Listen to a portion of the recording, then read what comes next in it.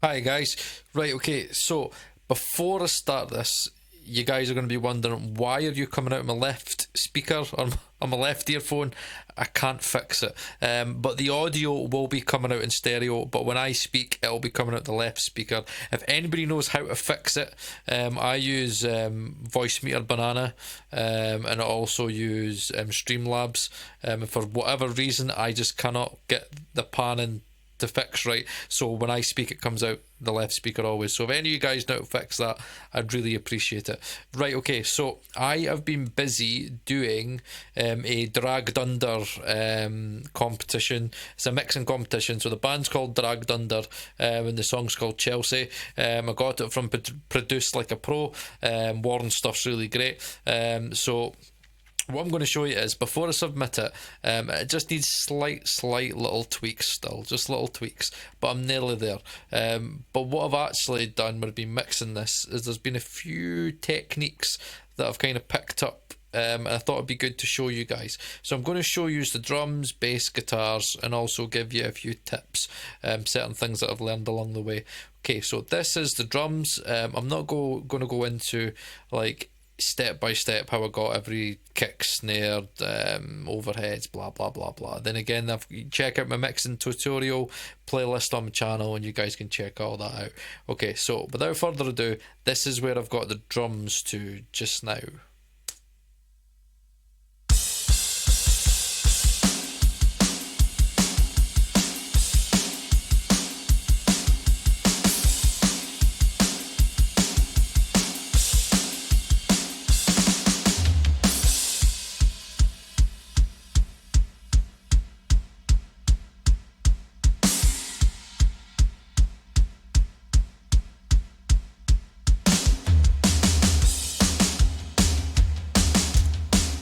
Right, so I'm quite happy with that.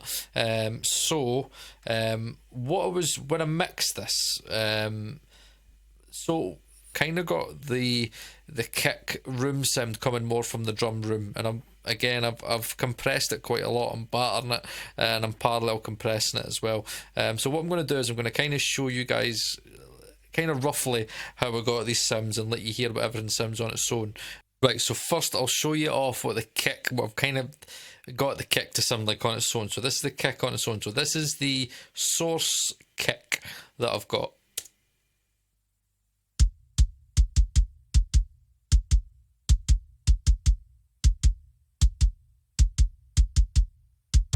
Okay, so again, I got a nice bit of low end into that, and again, I've still got a nice bit of slap. So then they gave me a sample as well. So what I've done with the sample is I've compressed it, and then what I've done is I've given it a little bit more slap. So I compressed it with a VSC2, the Vertigo, and then I gave it a bit of slap. So I'm using this to add in a little bit more high end as well, just that if it needs it. So it's the samples there if it need it. So this is what the sample sounds like.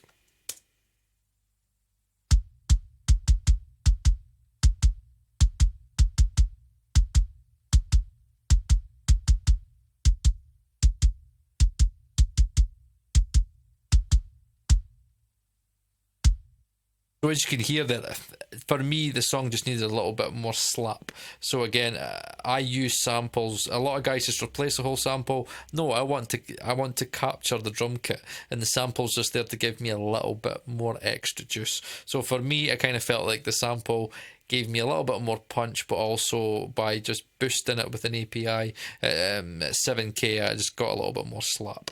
So then I have parallel compression in. This is something that I learned from Dave Pensado. Again, you can check Pensado's place out. So it's a DBX, and the reason I use it is the DBX has, I would call it a knock. So certain compressors have certain sounds, and it's quite coloured, and I'm compressing the heck out of it. And then what I'm doing is I've actually got the CLA, and I've just got it in sub. I just use little parts of the CLA for me. It colours the sim too much. It's almost as if CLA made it just so you only use this plugin. So I've just got it on sub because I really like the sub element of this plugin. So I'm adding a bit of low end punch to this. So again, I'll play the kick and the sample, then I'll add in the parallel compressor with the DBX.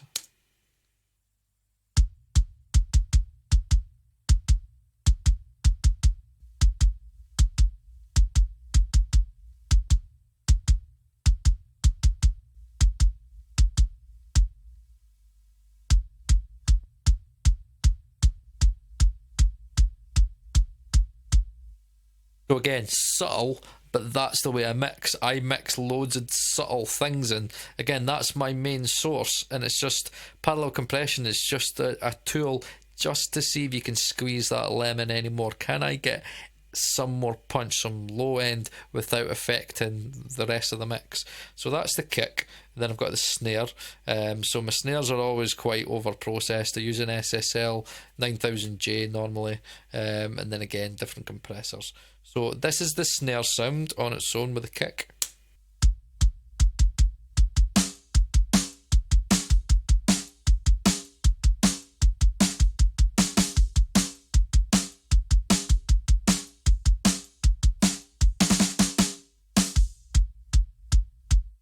So as you can hear, it's gated. I had to kind of overly gate this thing because it had too much bleed of the kick. The kick was just so heavy. Actually, know what I'll do? I'll actually take out the gate that I've added at the end here, just to kind of show you how much bleed was actually in.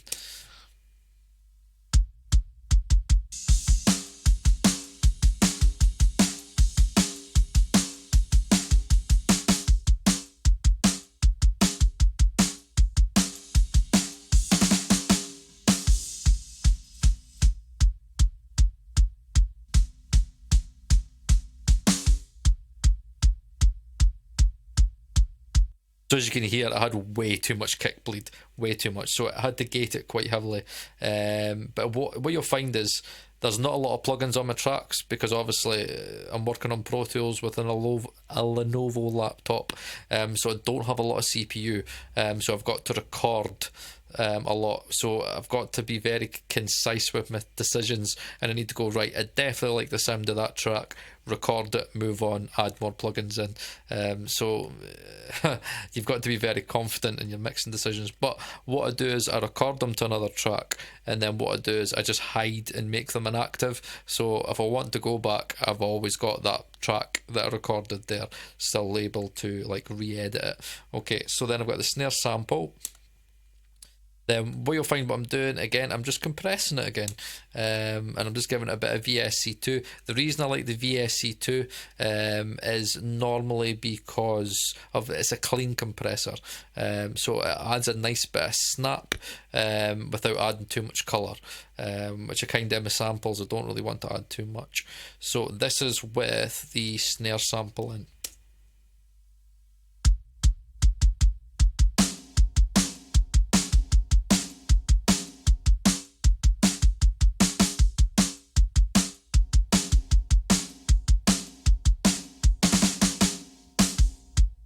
So as you can hear, it's just adding a little bit more punch to the snare, and it's just making it sound better overall. Obviously, I've managed to get the snare as best as I could get it, the source snare, but having a sample in there always helps. And then I've got more parallel compression, so I'm using the same trick on the snare as I did on the kick. So again, it's the DBX trick, but I'm using API. The reason I like to use an API is because I just love the way it boosts the mids in a really colourful way. So again, compressing quite a lot, like 10 dB, and then I've got a 4 dB boost at 200, and what that's going to do is it's going to give me a more low end punch in the snare, so it's adding more body. So again, I'll play it and you guys can hear what that sounds like.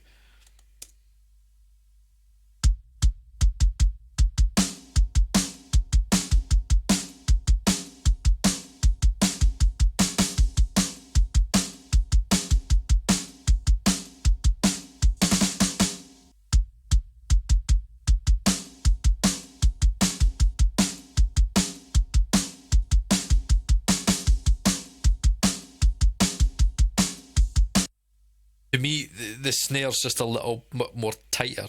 It's just that I'm wanting it for punch, and it's giving me that punch, and it sounds just a little bit more tighter and a little bit more punchier. Right, so toms are really simple. I'm really lazy with toms. I just use the CLA drums plugin. I'm pretty sure it's called like something like Major Rocket or something like that, or Tom Major, or so. It's a preset, and it just works for me. I just love the sound. It makes the toms really sound big. So this is with the toms in.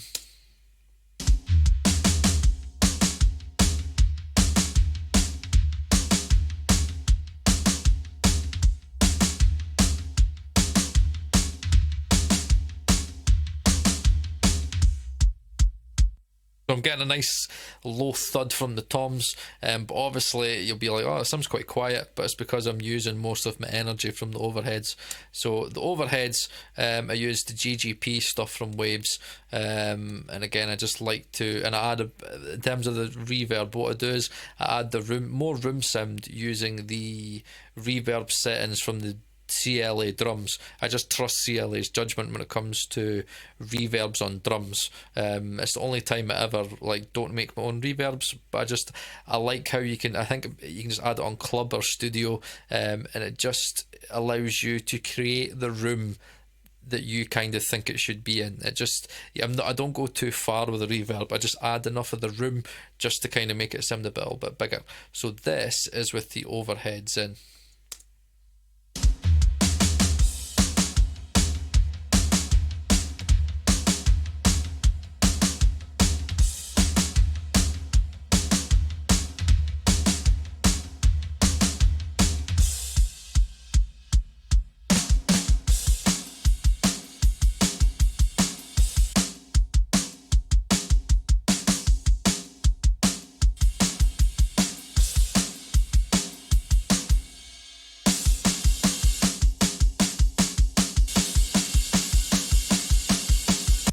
So again, you're just getting that room. That's all the overheads is doing.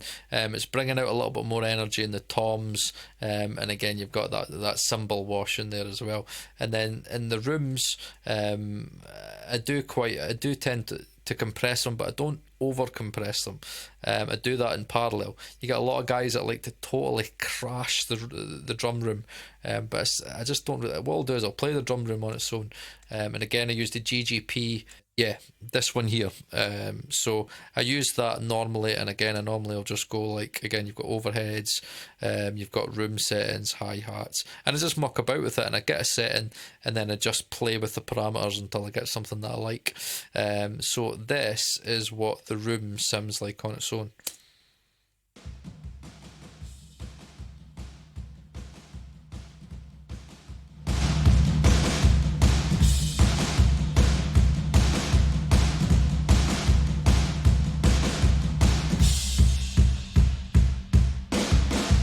So I'm compressing it, but I'm not hitting it as hard as what a lot of other guys do.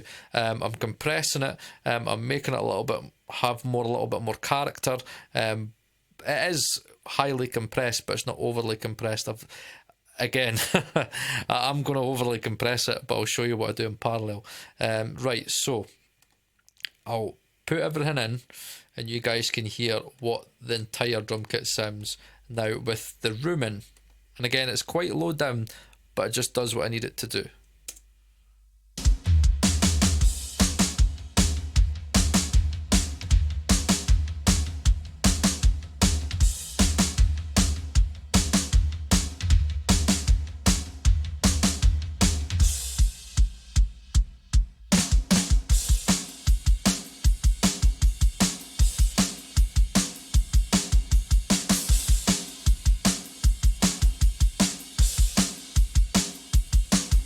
You can hear it more in the toms. The room definitely brings out more of the tom hits. But as you can hear, I've added a little bit of extra reverb to the overheads in the drum room, but I've not went overboard. So you might go, oh, the drums maybe sound a little bit dry. However, there is something else that I'm going to do. Right, okay, so that's the drums. So you can go, oh, I'm quite happy with that. Me, I'm always trying to get more out of my drum kit. So from there, I've got 4 different types of parallel compression. Yeah, I'm nuts. Okay, so first of all, Fairchild. Why do I add a Fairchild in? because I just love the sound of it on drums. Again, listen tonally. There's no EQ.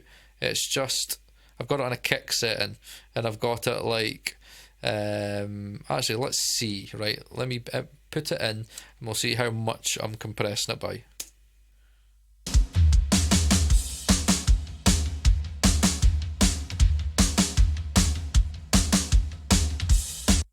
So I'm cranking it. I'm like 10 dB gain reduction. What I love about the Fairchild is the tonal characteristic that it gives me.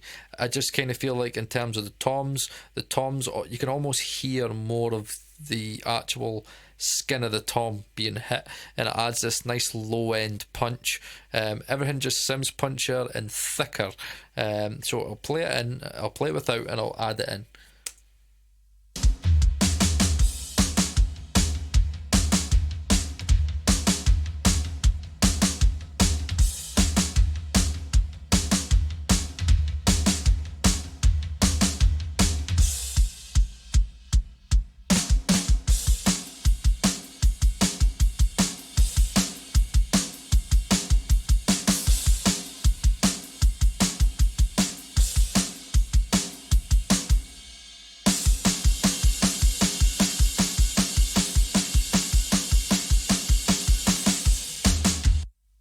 So to me, the kick's a little bit thicker. It's like I've got this little bit of saturation. The tom sound a little bit better, and the snares just got this little bit more kind of top end in it.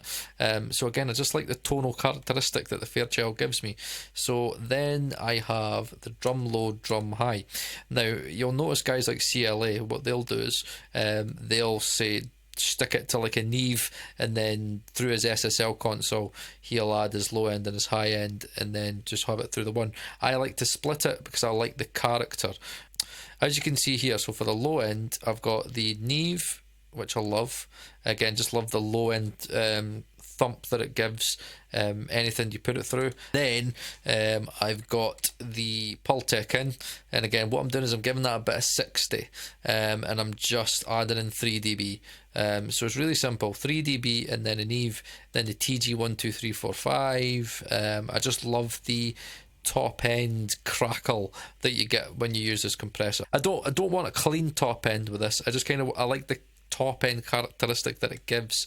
And then the HLS, again same thing, I've got the 60 Hz in there, and then I've got the preamp cranked a little bit more, and again I've got 4 dB at a high shelf, about 10k, and again it's giving me this saturated top end that I think gives it more character. So if you kind of want to add a little bit more, I'm going to say brittleness, just kind of a little bit more crackle to your top end of your cymbals and your snare and stuff like that, this could be a good way of adding it in. So let's start off with the low. So again, just hear what the low is doing.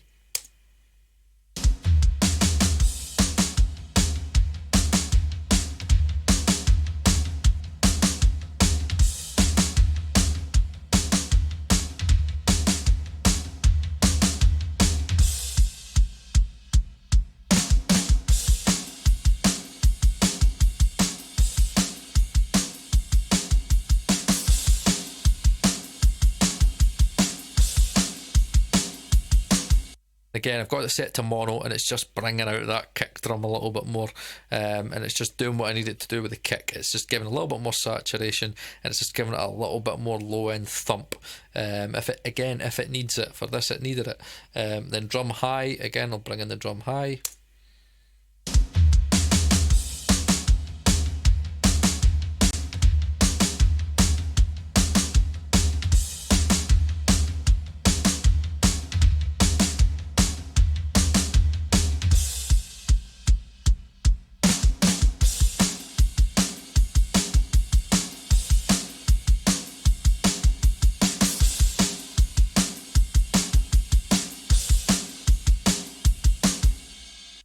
So again, what you can hear is the snare's got a little bit more character in there. So again, the drum low is giving me that extra thump of the kick, and that high end is just giving that snare a little bit more character, and it's kind of saturating the cymbals a little bit more. And then, so as I said, I only add a little bit of reverb, just to kind of give me a more realistic room tone. So where do I add in the energy to the track? It is my secret weapon.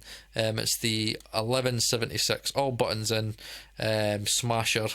This thing is just mental, but I love it. I love the character of it, so I'm smashing it. Again, 6 dB squash, and I've got the output at 90, so again I'm saturating the hell out of this thing, and I've got it set to about 25% mix.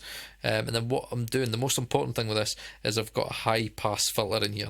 So what I'm doing is I'm not wanting, because obviously I'm going to add this to snare, I'm going to add it to overheads, and I'm going to add it to the room as well. So what I don't want to do is I don't want to bring out the room more of the kick, because it's going to kind of make the kick sound a little bit more washy. Without it, what I'll do is I'll play it first the way it was intended. But just listen, I've got a video on the Pulsar Smasher already. Just listen to the energy that this thing adds.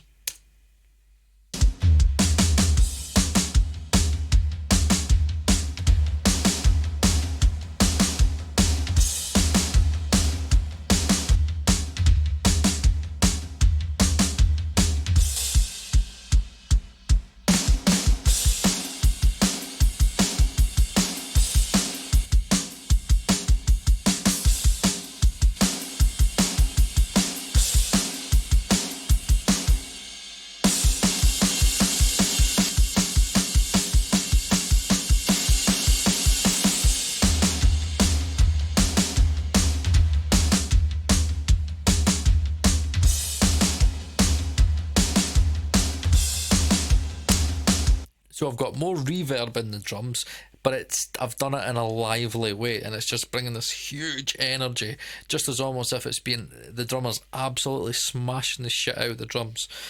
So that's drums. But what I'm going to do is, see when you're, again, think about EQ a lot of the times when you've got parallel compression.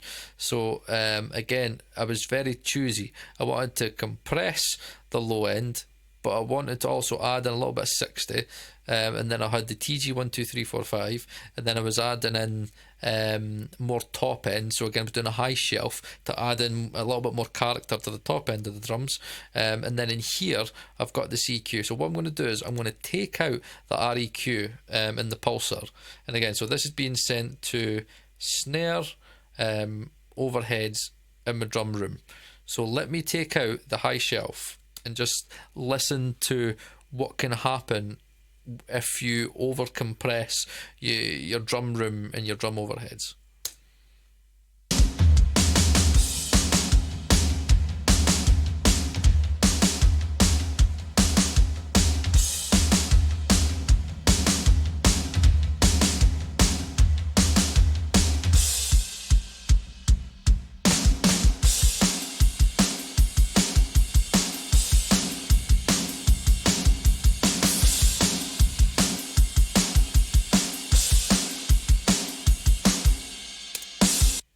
So again, as you can hear, the importance of having that high pass filter in, so my kick is not having the reverberance of the room.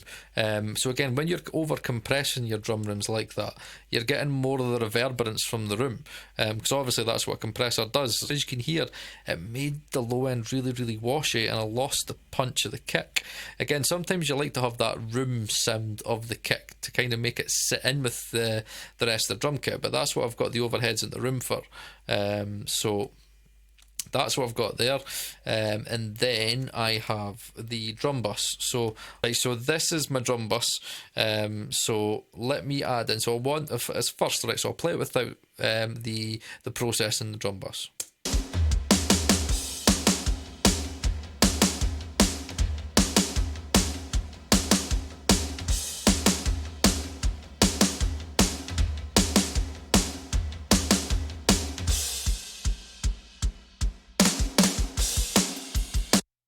Really lifeless and boring, eh? Right, so let's add some tape using the J37 from Wapes. Right, so we've got J37 in, right? So again, just listen to what that adds.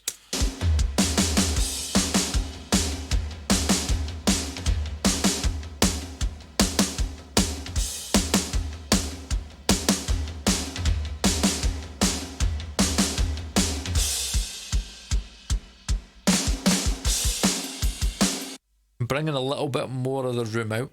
But what you got to remember is when I mix with my drum bus, this is always on. I don't mix and then add that into my drum bus, because then that would then affect my mixing decisions. So to make sure my mixing decisions are consistent, my drum bus processing is always on. So I've got a little bit of tape in there to give it a little bit of warmth, a little bit more character, and glue. I just feel it glues the drums together and everything doesn't sound as separate. So then I'm using my favourite drum bus compressor, which is the API 2500, and that to me just glues it together but adds a definite punch. So again, listen to it with and without.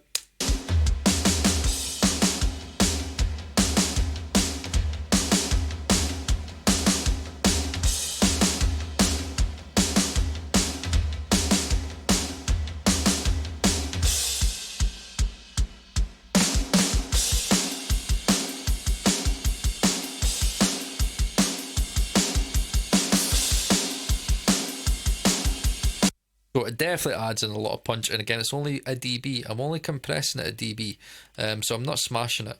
And then the transient designer. So I love to have this as a last control. This is the thing that I have always off, and then at the very end, when I've mixed everything together, I'll just change the parameters to see if I can make it a little bit better. So if I feel that it needs a little bit more attack, a little bit more sustain, I'll add it in as taste. So let me play it with and without.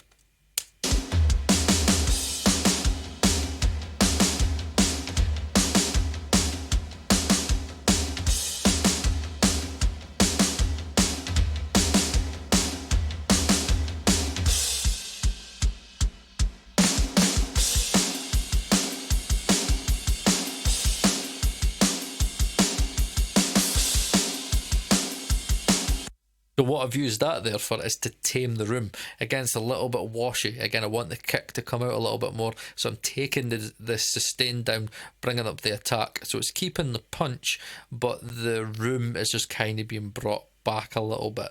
And then I have this thing, which is just crazy. So I like to use this as a final bit of glue. I just love the character it adds. Now, if you're wanting to add if you just want to basically bring everything together at the end, this is a great plugin to do it, and it's a great way of adding saturation. So again, with and without.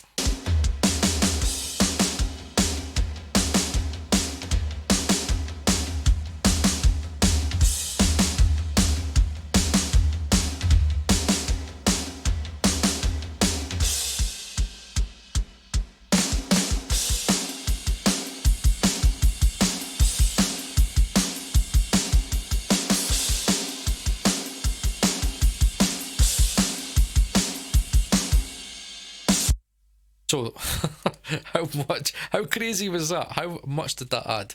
And again, it's a hi-fi mix setting, so it's bringing out the bass more, so I'm getting more low-end punch, and it's giving everything character, and it's giving everything energy, and it's just taking the drum kit, giving it more life, and it's also glued everything together. So the problem you've got with saturation is that, again, it can warm everything up a little bit too much. So you might lose a bit of top end when you're saturating. So then what I use is the Maag, because I think the Maag for me is the best plugin to add in high information. If you want to add in like clear high end, use a Maag. Again, like the 40k, you can go, Paul, you won't hear the 40k, and again, it's like, Paul, you're telling me you've got 40k in at dB. I'm not going to hear that. Okay, let's just see.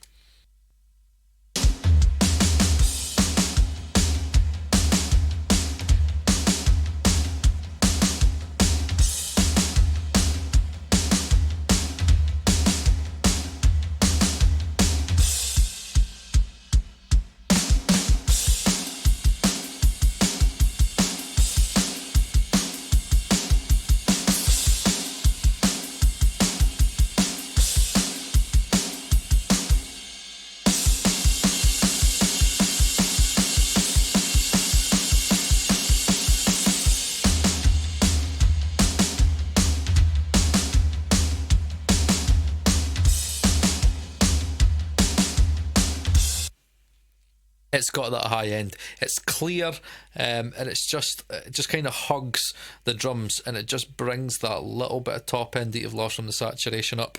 And it just, again, you can definitely hear it in the snare, and you can hear the kind of little bit more width in the cymbals.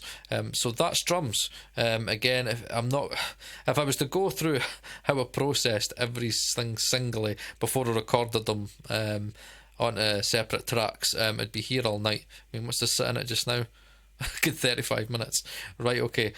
So that's the drums, and that is parallel compression, and that's how I use the parallel compression, and it also gives you a good idea of what I used on my drum bus as well. Let's see if I can add in the bass, because what you're going to find is when I've got all this stuff running and I'm recording, it just kills the CPU. Like, my CPU just dies. So let me see if I can add in the bass as well, so you can hear the drums and the bass together.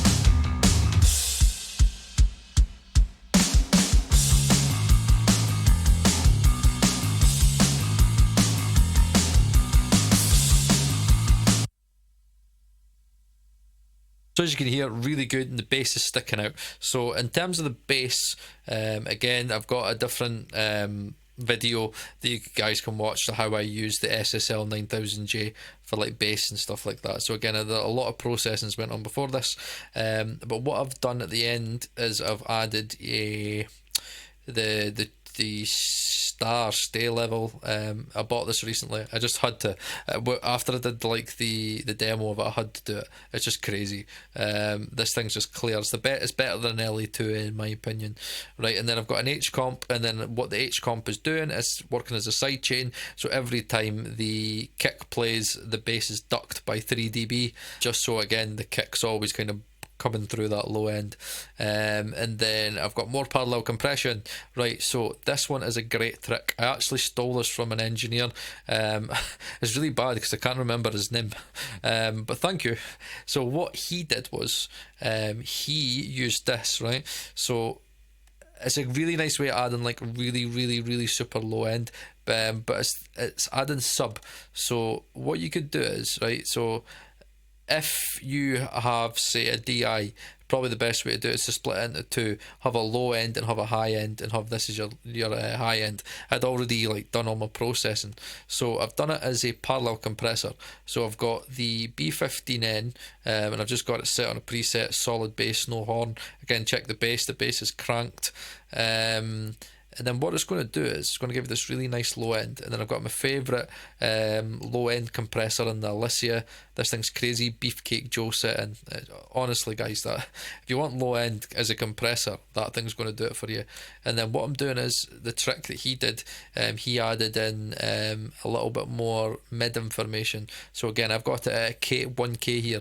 So the trick is here is what you'd be so surprised about this, right? Is that, see, when you're doing this, you actually flip the phase. So I flip the phase. So you flip the phase, and it's taking out, you're kind of losing the high end, and it kind of makes it a little bit more subby. And then you're using that 1K just to kind of bring a little bit more pick attack in it. So I'll play the bass, right, without the parallel compressor. Just listen to what this adds.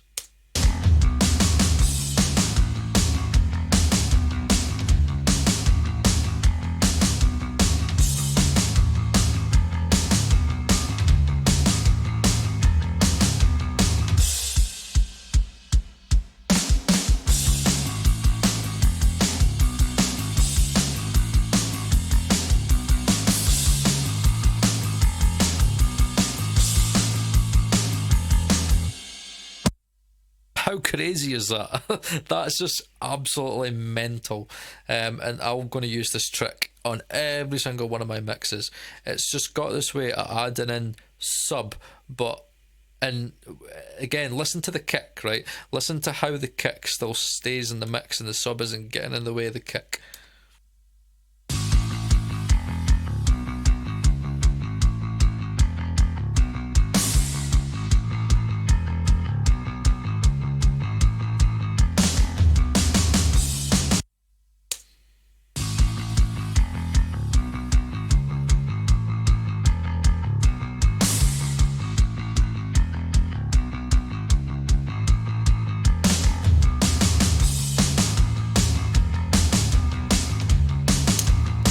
So see how the kick still has that pocket?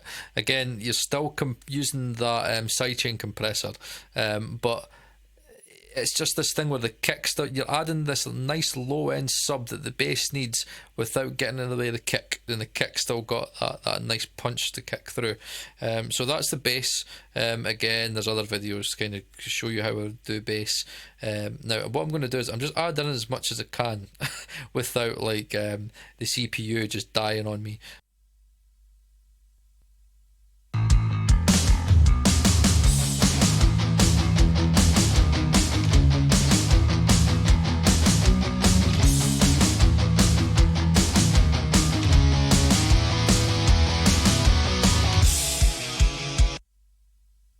Right, okay, so I might just be able to show you the guitars without the CPU just like dying on us, right? So again, I've got another video that I'll put a link up to in terms of how I process guitar. I use the Neve console from Brainworks.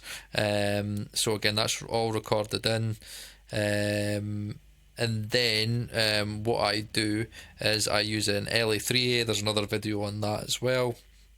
But what I've been doing now is I've been adding a little bit more from the SSL. So I'm using the Neve from guitars. So again, it gives me a really nice warm bite at 8K, and it gives me a nice bit of low body as well. I just kind of feel the SSL's too thin on guitars. But what I do like, it still has a nice character at 8K, and look, I'm diming it. I'm got like 20 dB at 8K.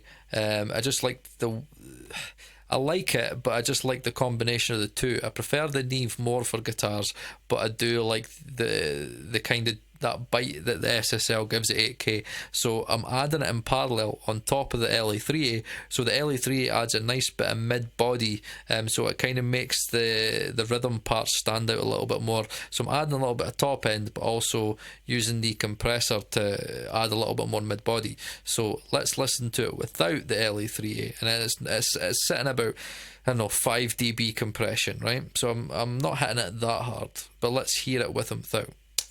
Right, so unfortunately I've tried it. Obviously I've edited this so you can't see, so it's just going to be, it's crashing every time I try and do it with the bass, and it's crashing every time I try to do it with the drums. So I'll add it in. This is just bass and guitar.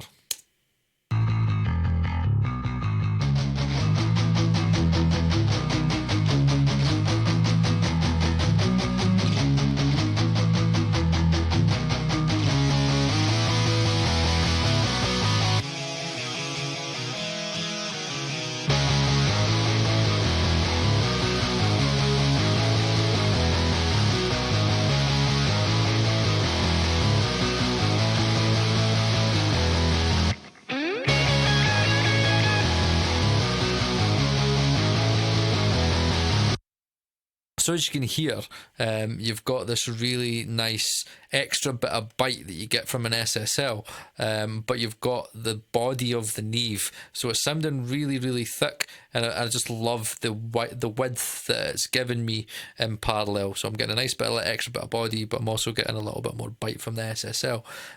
So then vocals. So I'll add in the vocals because I know it won't crash on me because I've not got the drums on. It's really, really annoying. I know what I need. I should have bought like a laptop with an i7. I'm really annoyed. When I bought a laptop, I thought it was just like you could change a processor at any time. You speak to people and it's like, yeah, it doesn't happen. So cheers for that. Right, so this is the vocals. So again, there's videos that I've done on vocals as well. So long story short, 1176, and then I used the star level that I just bought to level out the vocals. There were certain parts of the mix. It's split into three sections. So the chorus, there's a part in the chorus where I had to record it with the processing, so I couldn't be bothered automating the star level. So there's a bit where it's almost like it was too compressed on the way going in, so I had to like bring down the compression in the leveler just so it didn't sound too over compressed. So this is the again, check out my video for mixing vocals. You'll kind of get to see most of the chain that I use on that. I've adapted it slightly, but it's kind of the main thing that I've got. So I'll do it without the Abbey Road in. And I'll add in the guitars as well, just so you can hear it on. No, what I'll do, I'll play it on its own so you can hear it on its own. There I go again, repeating my mistakes. You give your heart to me with trust that it won't break. Anticipate apologies, happiness not guaranteed. Trying to make peace with my past, but it's my enemy. Refuse to speak with me, can't look in my eyes. When you see someone staring back that you don't recognize. Hands cover my face, I feel so out of place. But you're still by my side to catch me when I fall from grace. Hey Chelsea, I'm not always gonna be all that you expect from me. Whether I rise or fall, you'll be with me through it all. So I've compressed it, I've EQ'd it, but again I love the 1176, and especially that star level, that plugin from Arturia. It gave the vocal the leveling out that it needed, but still added that nice little bit of width and grit to kind of make it stand out. So for the backing vocals, I used the Greg Wells stuff, really simple preset, boof, backing vocals. I added in my own delay using the Abbey Road stuff, just because I want the reverb to be consistent, so it all glues in together. And then I used a star level at the end of the chain just to level it out, just so it can kind of just glue a little bit more in with the vocals. Then goes to a vocal bus over here where I've got some tape, Puigtec, so I've got the Fairchild, and then I've got the Pultec, and then a vocal rider at the end. So what I'll do is I'll add in the backing vocals now, to let you hear what that sounds like. So again, it's got a little bit of delay that I've used from the Greg Wells, and a little bit of doubler as well. Let me get in a bit where it's kind of more, so this bit you'll get more of the backing vocals in. But you're still by my side to catch me when I fall from grace. Hey Chelsea, I'm not always gonna be all that you expect from me. Whether I rise or fall, you'll be with me through it all. Hey Chelsea, hey Chelsea, here I am. So again, I've got it really wide, so just to kind of add more width to the vocal, and you can hear the delay on it just to add more space. And then for the delay, so again, it's a reverb delay. I always prefer to use the Abbey Road, because you can use the Steed, which I just love. So I like the reverb. So again, a vocal delay chamber, and I modified it slightly, and I've got this Steed, so I'm getting reverb and delay, and I just like the width that it adds. So I've got this on backing vocals, and I've got it on the main vocals as well. So let's hear what that's like, all in. But you're still by my side to catch me when I fall from grace. Hey Chelsea, I'm not always gonna be all that you expect from me. Whether I rise or fall, you'll be with me through it all. Hey Chelsea, hey Chelsea, here I am again, I always get it wrong. Sometimes I wonder how we ever made it this long. All the hurt I've ever caused you can't help but remember, but I can't help myself. So as you can hear, I've got the reverb higher in the chorus, just because I want it to kind of sit a little bit better with the backing vocals. So again, I'll just play the backing vocals on its own, without the main vocals, just so you can kind of hear what that reverb's doing. It's adding a lot of space, which is what I like. Let's play it here. But you're still by my side to catch me when I fall from grace. Whoa, I'm not always gonna be. Whoa, whether I rise or fall, you'll be. So as you can hear, it's just adding that extra dimension, a little bit more width, and it's the extra space. And I just love that setting, and I love the Abbey Road. If you work it hard enough, you can get it to work for you. It is it's not subtle reverb, but you just need to work for it. And I just love the space. And even you can, in the verse, it's quite difficult because it can't be too dry because it won't sit in with the mix, but you just need a reverb and a delay that's just going to sit in the background slightly, so it does it really good for there. So last thing that I could show you guys would be my bus, my 2-bus situation, how I've got that set up, and I'll use the drums and the bass. It'd be really good for you guys to kind of get a rough idea what the track sounds like on its own, and then I'll do it next week because again I've got till the end of the week to submit this. So this is the 2-bus setting, okay? So what you've got going on here is so it's all getting driven to all buses, and they're all getting driven to an SSL bus, then a 2-bus. So I've got the Kramer tape, I've got a video on that, and then I've got the center plugin. So again, what I'm doing is I'm just wanting to add a little bit more width. Normally people add stereo width to a track. I really like the center because what I could do is I can add width, but I can also take, because it's a mid-side plugin, I could then go, right, I want more width, but I also want the punch to stay more in the middle. So again, my snare, my kick drum, again I've got the high information to the sides, again punch kind of more in the center, low end, I want that in the center. So that's a really good mid-side plugin to use for your bus. And then again I've got a bus compressor shootout that you guys could watch as well, so there's a reason why I chose this SSL bus compressor. So what I'll do is I'll play all 3 of them without, and then I'll bring them all in for you so you guys can hear what the SSL channel's doing.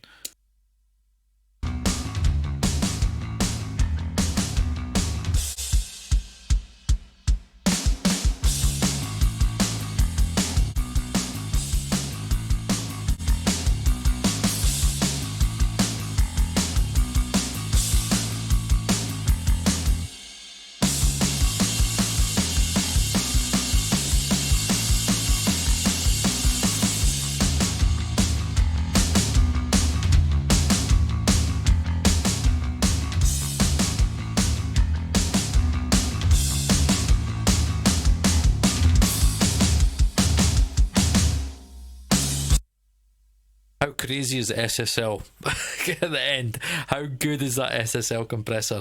And again, I'm adding just like an extra dB, right? Because I'm compressing in like a dB to 2 dB at the absolute most. So again, so you can't hear like a big like volume jump, but it's because I love the color that this thing adds. So I'm compressing 1 to 2 dB, and I've got 2 dB again makeup. I've got a master glue setting on that.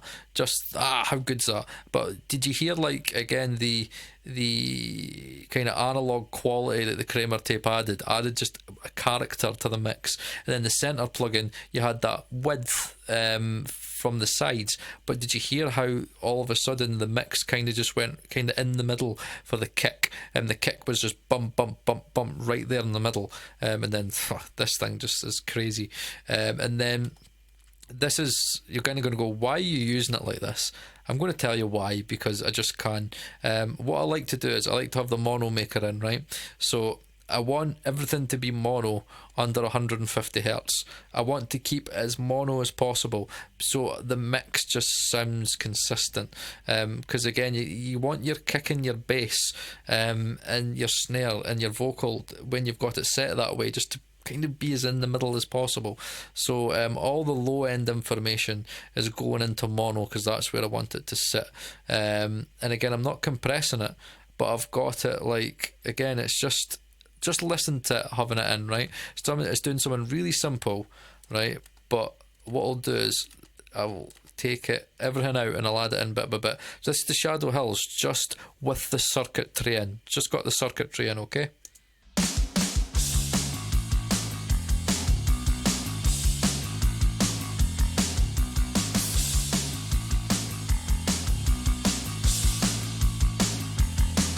Hear that little bit of character.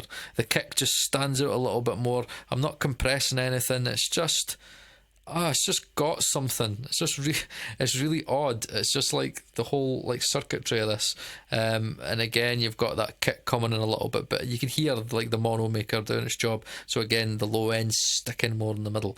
And then what I've got is I want to add more width in. So I've then went, right, okay, I've added more kind of low information into the middle, and I want to add a little bit more width. Again, I'm always pushing the envelope. Can I get this thing wider and wider and more in the middle and more punch? So this thing is just unbelievable. I've got it only compressing like a dB at the most. It's a setting called stereo enhancer, right? Just listen to what it's doing, right? So it's only compressing, honestly, a dB at the most if it's lucky, right?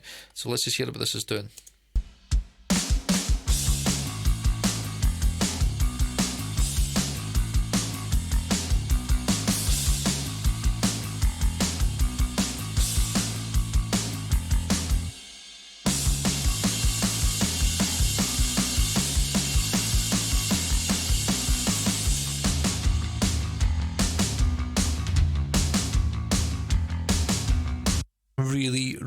Really subtle, but again, you've got to be careful with stereo width, because sometimes if you use a big stereo width plugin, it can just ruin the entire like alignment of your mix. So you hear it in the cymbals. The cymbals are just a little bit wider and just a little bit more crisper.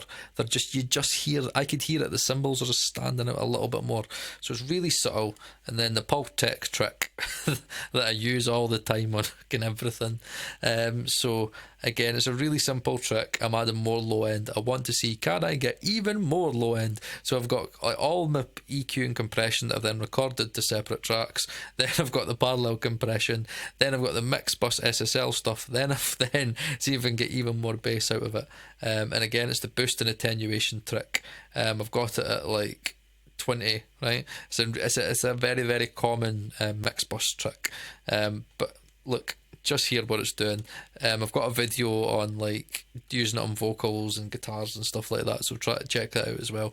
But just listen to what this does. Just having this signal path at 20 Hz of the Puigtec in.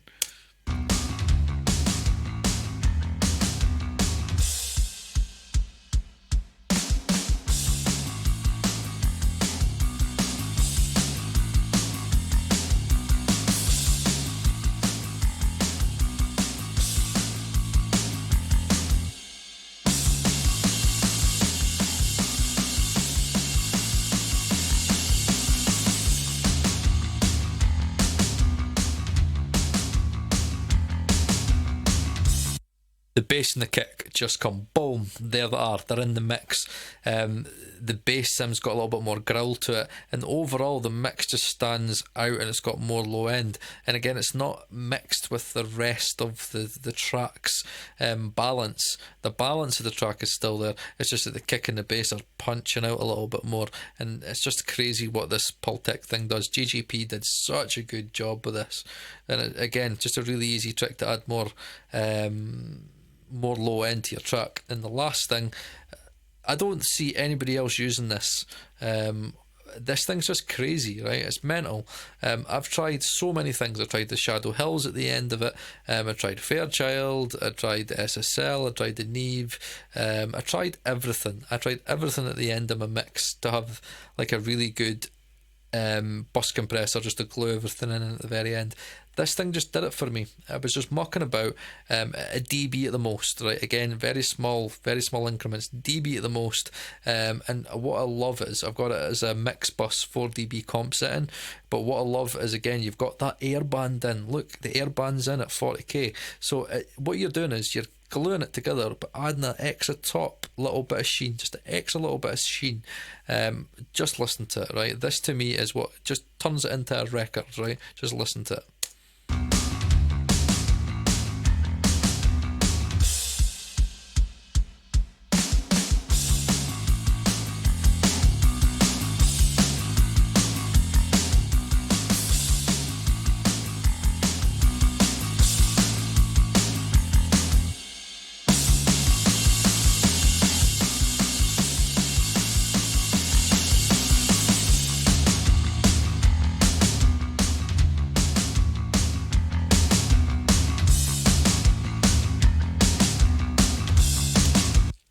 That makes it sound like a record for me.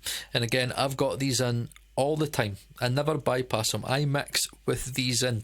So all my EQ compression, all my mixing decisions are made with these always activated. So I don't need to worry about anything else. So that there, I'm sorry I didn't get like to let you hear the whole song the way it is just now, but it's practically going to be the way it is just now. If I do tinker, it'll be slight little adjustments, little fader adjustments. So that is Dragged Under. The song's called Chelsea, produced like a pro, mixing competition. So next Wednesday I'll be submitted, so I'll let you guys hear what it sounds like just as I'm away to submit it. I've took the approach of trying to make it sound as good as I can as a mixing engineer. I haven't done anything else there. The only thing that I changed was the guitar solo. The guitar solo didn't have any it was like a clean DI, and I just used the Chandler plugin Alliance plugin, just set it to like a good lead channel, and it's just sounded really good out of the box, so I just used that. So that was really the only thing that I changed, and again, everything's just plain, it's just mixing techniques. So hopefully that's been good for you guys, and next week you guys will get to hear what this whole thing sounds like all together. So thanks for watching, guys. Again, like and subscribe if you like these things. Again, wish me good luck for the competition. We'll see what happens. Again, if you've got time, I think you've still got another 6 days. I think it's the 18th. So if you want to go and produce like a pro, I think if you go on his YouTube channel, if you go on Warren's YouTube channel, you'll be able to find a video. I might put a link up to it if possible, and you guys could just download it and maybe do a quick mix and put yourself in the hat for the mix yourself. So thanks again for watching, guys, and I'll see you soon.